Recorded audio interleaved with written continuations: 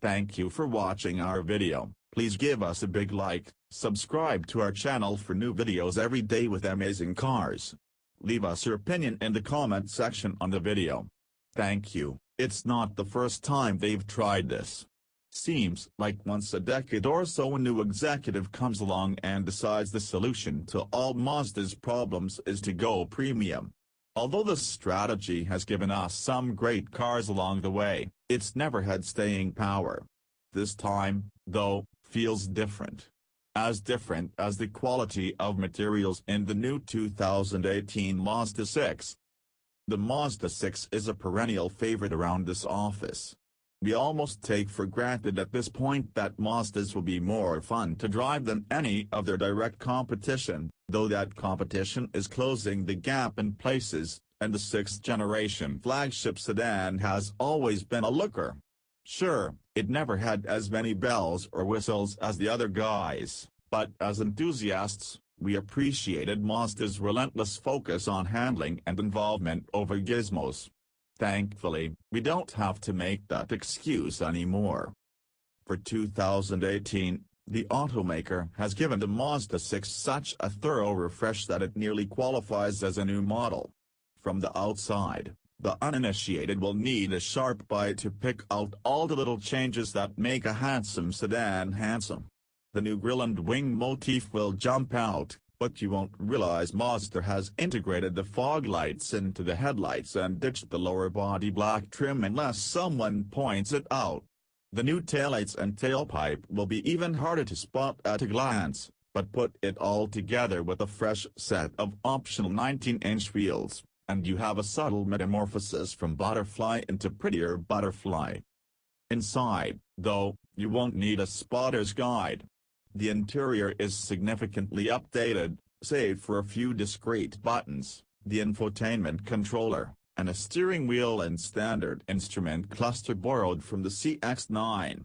The design is sleek, modern, and sophisticated, with an emphasis on placing soft-touch materials where you'll actually feel them. Even the base models get leather on the steering wheel and shifter to go with an optional two-tone color scheme. Dual-zone automatic climate control is standard, as is the 8.0-inch infotainment screen. Even better, Mazda doesn't shortchange the rear seat passengers like some automakers. Looking at you, Volkswagen. All the trim, soft materials, and accent stitching make it to the rear doors and seats, too. All for less than $23,000 with a manual transmission, bonus, or under $24,000 with an automatic. What you don't get, on any model, a CD player. Get with the times. Naturally, it only gets better the more money you spend. By the time you max it out with the new signature top-shelf trim, which starts at all of $35,640, you've got yourself a luxury car for Camry money. Even better, the only way to make a signature more expensive is to add a fancy paint color and accessories such as cargo nets and whatnot.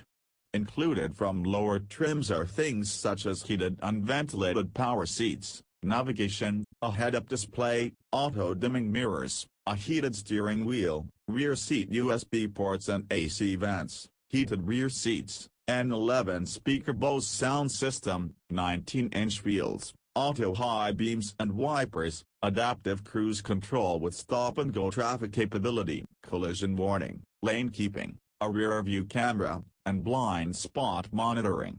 On top of all that, you get premium leather, suede trim, sandwood trimmed from a Japanese guitar maker, a black headliner, a special grille, a 7.0-inch configurable LCD instrument cluster display, a 360-degree camera system, and of course the turbo engine.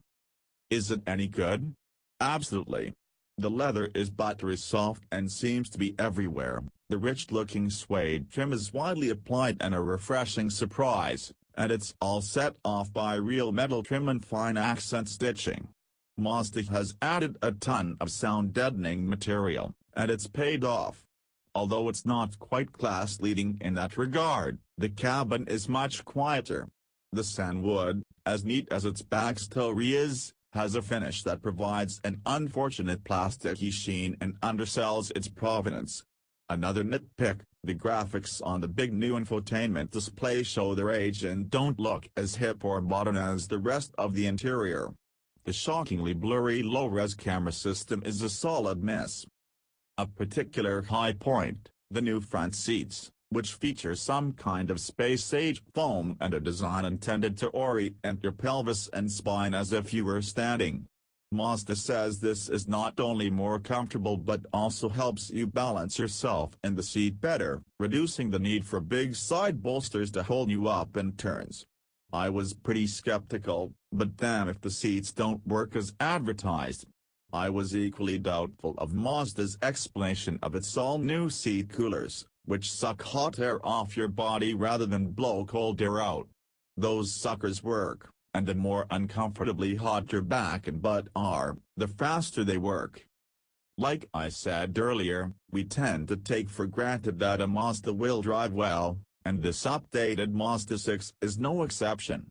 The suspension has received a surprisingly thorough rethink, including new shocks with internal rebound springs, new geometry to eliminate roll understeer and sharpen up the front end, and a hard-mounted steering rack. The result is ride and handling qualities I can best describe as Germanic.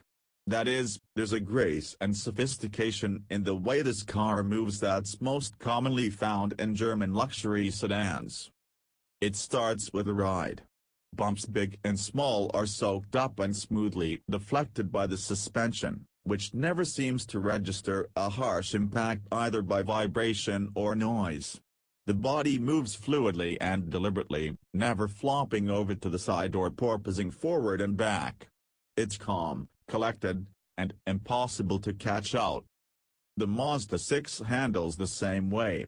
The body rolls a bit more than a German sports sedan, but it's a smooth, controlled motion that tends softly rather than crashing down on the bump stops. The weight shifts quickly to the outside, and the car takes its set with no fuss. The steering is quick and precise, though managing 310 pounds-foot of torque introduces some heavy spots in the wheel as you exit a corner and wipes out any road feel. Despite that, you can hustle this car down a road very, very quickly. The limiting factor is the tires. The somewhat skinny all-season meats don't have the grip to keep up with the car. Being nose-heavy, understeer is your penalty for asking too much of them, and they'll protest audibly just before it happens. Mazda is looking into a dealer-installed summer tire option. It's a good idea. Braking is consistently strong when abused, but with the light pedal effort that takes a little getting used to. Did I say 310 pounds-foot of torque back there? I did. You'll recognize this powertrain from the much larger and heavier CX-9 crossover, and here it gets to stretch its legs. The optional turbocharged 4-cylinder base is a carryover naturally aspirated 4-cylinder deactivation, 187 horsepower, and 186 pounds-foot, makes all that to work right down low and finishes with 2 horsepower ratings higher up, 227 horsepower on 87 octane and 250 horsepower on 93. Don't worry too much about it, though. The horsepower peak is at 5,000 revolutions per minute, so unless you're planning to send it, you won't notice a difference. In everyday driving, the 6-speed Auto Cruise is on that turbo torque and is plenty potent for getting off the line and passing a pokey driver on the freeway. Mazda claims it stopped at 6 gears in the name of engine response and drivability. Keeping the revs up and the turbo spool means the engine doesn't have to downshift from 9 to 5 to find power. Not having a super tall overdrive gear might have fuel economy implications, but at 23/31/26 of a mile per gallon city/highway/combined, the Mazda 6 is still dead competitive with an Accord or Camry. The BAS engine is rated at 26/35/29 if frugality is your priority. Graphically, the power delivery looks like a smile. There's a lot going on at the bottom and top ends of the chart but not so much in the middle. When cruising, there's plenty of oomph as soon as you touch the pedal. When caning it, there's good pull at the top end. Between 3,000 and 4,000 revolutions per minute, though, the delivery flattens out, so best to pick one end of the spectrum and stick to it. The transmission is happy to help you with that. It's got paddle shifters and a race orientation manual shifter slot, which all respond quickly, as well as a darn good sport mode. It's not Porsche PDK good, but it holds gears and downshifts aggressively under braking. It's good enough to keep you off the paddles most of the time, but if you want the last tenth, do it yourself. The shifts themselves are smooth and uneventful except under wide open throttle. Last month, we published a special series of comparison tests pitting loaded mainstream cars and crossovers against similarly priced base model luxury cars of the same size. In that comparison, the Mazda CX-5 edged out a Lexus NX300, and the Honda Accord bumped off an Audi A4 as easily as it beat the Toyota Camry last year. Now, though, the Accord faces its biggest challenge not from another luxury automaker but from the cheeky underdogs at Mazda, and Honda should be glad Mazda doesn't have anywhere near the same R&D budget. We've been skeptical of Mazda's latest attempt to go up market, but the company reports the top half of its trim levels are accounting for more than 50% of its sales these days, and the new Mazda 6 will surely follow suit. Living well while saving money never goes out of style.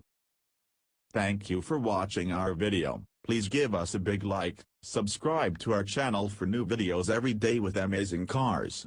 Leave us your opinion in the comment section on the video. Thank you.